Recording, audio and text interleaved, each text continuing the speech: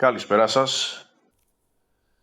Θα ήθελα να σας δείξω σήμερα μια εφαρμογή η οποία κάνει εξόρυξη κρυπτονομισμάτων μέσα από το Telegram. Δουλεύει στο δίκτυο Ton δηλαδή. Η εφαρμογή αυτή δεν είναι scam, δεν είναι απάτη. Πληρώνει κανονικότητα, δοκιμασμένη από εμένα και από πολύ κόσμο, πολλούς χρήστες. Η εφαρμογή λέγεται Mate. Είναι αυτή εδώ. Πληρώνει κανονικά σε όποιο πορτοφόλι διαλέξετε στο δίκτυο Ton.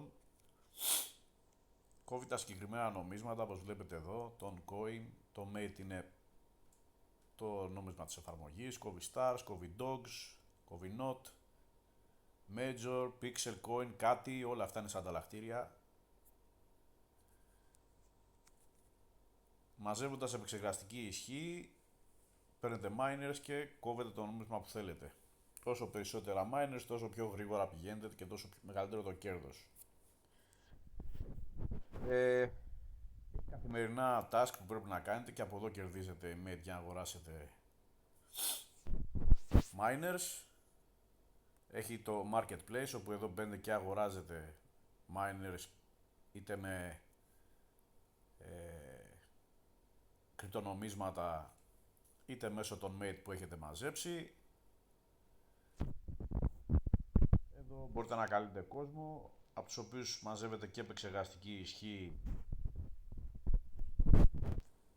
και τα ποσοστά σας. Πληρώνει κανονικότατα. Για παράδειγμα,